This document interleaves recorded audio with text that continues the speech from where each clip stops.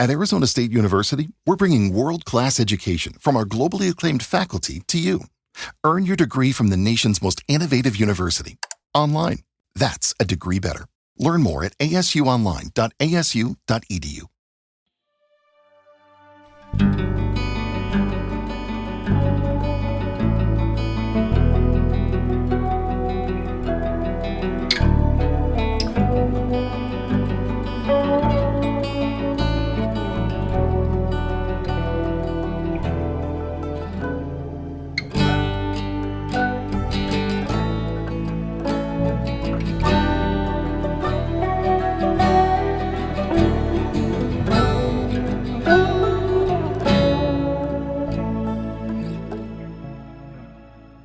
Bienvenidos a La Mente y sus cicatrices. Soy Pablo de Lorenzo, psicólogo experto en trauma y acoso. Hoy, en conmemoración del Día de la Prevención Internacional del Suicidio, 10 de septiembre, miércoles, quiero aportar mi granito de arena hablando de 15 señales de alto riesgo e inminencia suicida prácticamente extrema. Seáis personal sanitario o no, creo que estos puntos que os voy a explicar pueden llegar a salvar alguna vida, lo cual el episodio, aparte de ser algo agradable de escuchar, tendría un sentido mayor, teniendo en cuenta el día en el que estamos. Recordemos que la conducta suicida y la ideación suicida muchísimas veces, o en la gran mayoría de las veces, lo que esconde detrás es un deseo de dejar de sufrir por algo latente que hay detrás, por algo que molesta, por algo que es insidioso, lacerante, y cuando llega el momento y se empieza a convertir en agudo, en fuerte, es algo que invade a la persona. Pero no es algo que no se pueda detectar. Con los ojos bien entrenados podemos conseguir parar eso antes de que se haga realidad. Y os voy a explicar la primera de todas, que es cuando la persona que antes estaba muy baja de ánimo, muy mal, en una fase de desesperanza, de repente se encuentra en paz. Va a ser un viraje brusco desde la angustia o la ansiedad, el llanto constante, a una calma serena y como resolutiva, como si hubiese llegado a una solución interna, pero que no ha mencionado, obviamente. Esto que llamaríamos una calma ominosa suele aparecer cuando la persona ya ha tomado la decisión y ha reducido la disonancia interna, es decir, el malestar mental de continuar viviendo o no continuar viviendo. Al disminuir la ambivalencia y con ello la ansiedad, se produce esa sensación de calma que a mucha gente le puede parecer que bien está este hombre o esta mujer, que estaba tan mal. Enhorabuena, no es una mejoría real, es resolución letal y la calma que supone sentir que ya se acabó su tormento. Esto es un clásico marcador de inminencia. El riesgo puede pasar de moderado a muy alto en horas. Esto está recogido en manuales clínicos y es muy importante tenerlo en cuenta. No lo pasemos por alto. El segundo punto va a ser el cierre de asuntos y despedidas simbólicas, que va a ser, por ejemplo, regalar objetos de valor afectivo, redactar cartas o notas, reconciliaciones súbitas, poner en orden papeles, contraseñas o testamentos. Y esto tiene un fondo de preparación, lo cual va a reducir las barreras prácticas y sociales antes de que se consume la autólisis. La organización previa es un predictor cercano del intento, especialmente si coexiste acceso a métodos. Tercer punto, que es hablar explícitamente de la muerte con plan, método o fecha. Verbalmente este comportamiento se expresa como ya sé cómo o cuándo lo haré, buscar la letalidad, tutoriales, cartas de despedida. A veces Google suele tener mecanismos de detección de este tipo de búsquedas, lo cual ya hace saltar unas alarmas, pero no son extremas, no te viene la policía a casa, pero si te dice llama tal. Este punto se pasa de la ideación pasiva a una ideación con plan e intención, y es el salto crítico en la secuencia suicida. La combinación de un plan anterior, empezar a poner los medios, eleva el riesgo a muy alto. El cuarto punto van a ser los ensayos conductuales. No significa intentar suicidarse en menor escala, significa visitar los lugares donde se piensa hacer, medir alturas, probar las ligaduras de las cuerdas o de lo que se va a utilizar, dosis de prueba y conducir, por ejemplo, hasta un puente para ver. Estos ensayos reducen la inhibición conductual, es decir, el miedo o la incapacidad o la sensación de contención que puede sentir, y aumenta la eficacia que percibe la persona que va a realizar la autólisis del método que va a utilizar. Esta preparación operativa suele anteceder al intento en horas o días. Y aunque sea igual a veces más difícil de controlar, si se empiezan a ver cosas raras en personas cercanas de este estilo, mucho cuidado. Y el quinto punto, aunque parezca lo contrario al primero que hemos dicho, de esa mejora tan potente, puede tener que ver con el aumento súbito del consumo de alcohol, sedantes, opioides, sustancias anestésicas. Este incremento reciente en episodios de embriaguez solitarios, mezclando depresores, cuando la persona no era asidua en general, o puede serlo también, pero un aumento se daría, por lo que el alcohol disminuye el control de la inhibición, potencia la impulsividad, y eso es uno de los principales catalizadores de intentos no planificados. No es que esto directamente vaya a hacer que la persona acabe con su propia vida, pero sí que eleva la letalidad y reduce la capacidad de pedir ayuda. Es un signo que se prioriza mucho en las campañas de salud, ¿vale? Porque puede llevar a ese suicidio no tan planificado, pero sí impulsivo. El sexto punto va a ser un aislamiento agudo y un alejamiento, un retiro de vínculos. La persona empieza a cancelar citas, no responde mensajes, desaparece de grupos donde antes era constante. Y esto es un desenganche social que elimina protecciones, que pueden suponer apoyo, supervisión, corrección de sesgos mentales. Es decir, los sesgos mentales al final son distorsiones de la realidad, la forma de pensar, que hacen que todo sea mucho más grave, que sea todo mucho más traumático, dramático, y lo social es muy importante mantenerlo. Este aislamiento deja a la persona a solas con su plan y acorta la ventana de detección, es decir, hace que menos gente pueda darse cuenta de ese peligro. Así que también ante el aislamiento, cuidado. Otro factor importante sería el acceso reciente o acopio de métodos letales, como por ejemplo adquirir medicamentos en cantidades, cuerdas, armas, visitar farmacias y médicos por recetas extra para ir acumulando. El sentido de esto es que la disponibilidad de medios va a ser uno de los modificadores de riesgo más robustos, más potentes. Convierte intención en posibilidad inmediata. Y esto es un riesgo muy alto si coexisten plan e intoxicación dentro del plan. El octavo punto va a ser la preparación de mensajes de despedida o un legado digital. En este punto la persona va a empezar a hacer posts, programar publicaciones, enviar archivos para, por si acaso, ¿no? Por si acaso sucede al final, vaciar galerías, borrar historiales. Y esto tiene el sentido de crear un cierre narrativo y un control de la imagen póstuma.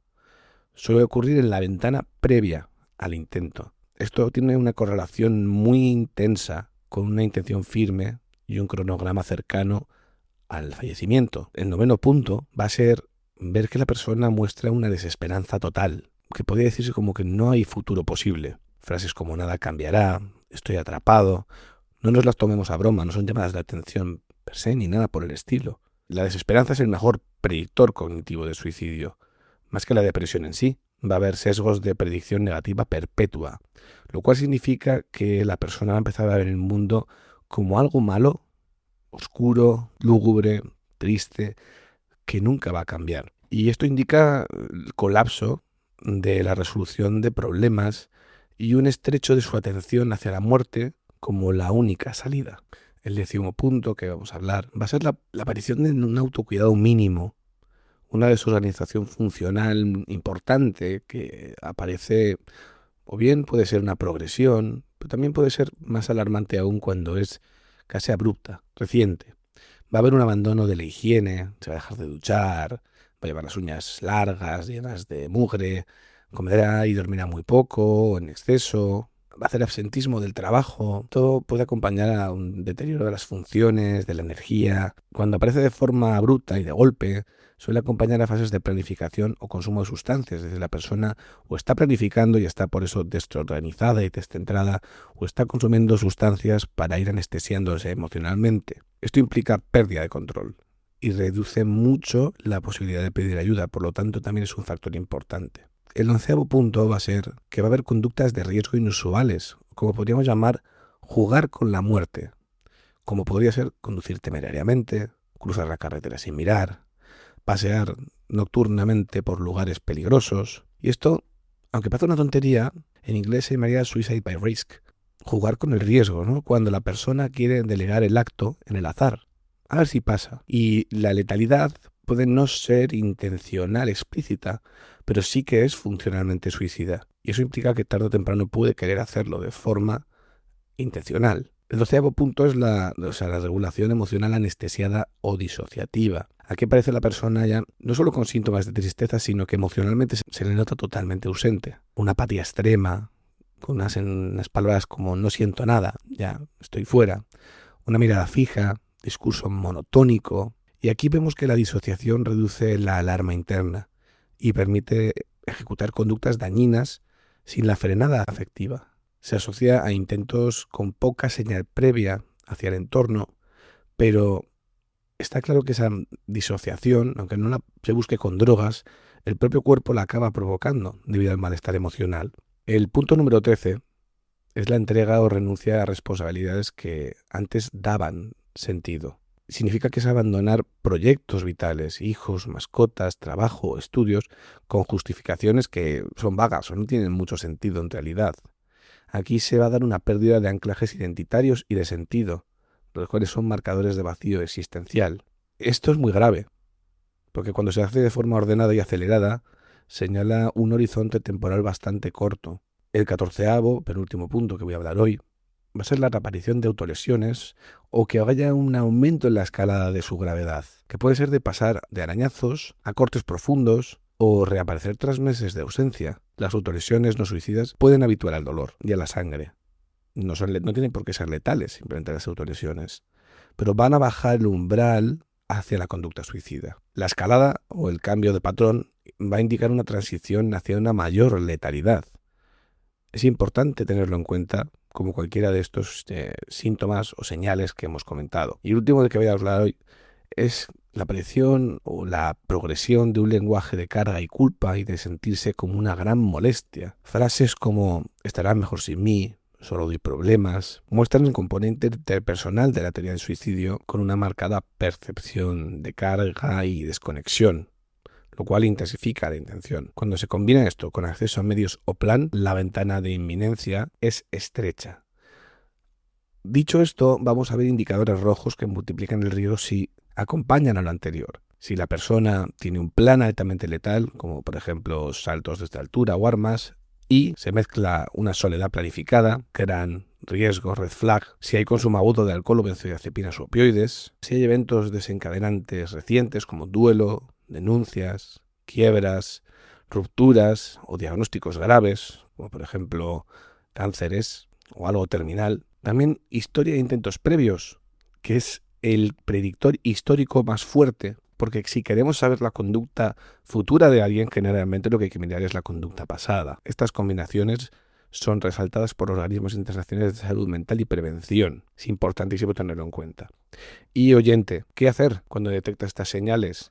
Ya seas terapeuta, psicólogo, sanitario o simplemente alguien que se preocupa por una persona a la que quiere. Bueno, primero preguntar directo y sin rodeos. ¿Has pensado en quitarte la vida? ¿Cómo lo harías? ¿Cuándo? ¿Qué te lo impide? Tengamos en cuenta una cosa muy importante, que lo hablamos en la entrevista con Laura Requena. Preguntar no induce la conducta, la disminuye y abre puertas a la protección. También valorar la inminencia. Tenemos que ver la intención, el plan, la letalidad del propio método, el acceso a medios, el consumo de sustancias, el aislamiento.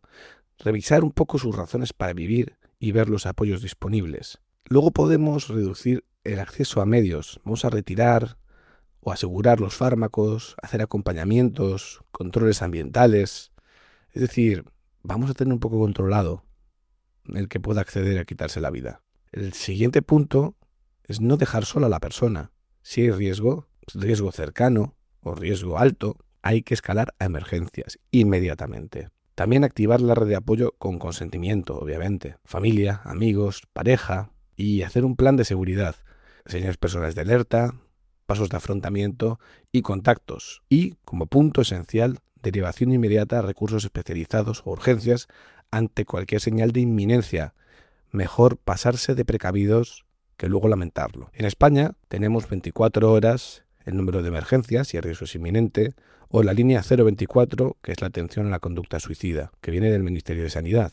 en el que se da un apoyo profesional, derivación y coordinación con 24 horas. También podéis encontrar el teléfono de la esperanza, el cual es el 717-003-717, el cual funciona 24 horas, es confidencial y también tiene chat en su web o la app. Entonces, visto todo esto, si tú o alguien cercano presentas estas señales, especialmente el plan, acceso a medios, estar en esa paz de repente o despedidas, esto es emergencia clínica. En este caso llama al 112 o al 024 ahora mismo y permanece acompañado o acompaña a esa persona hasta que llegue ayuda. No estás solo ni sola.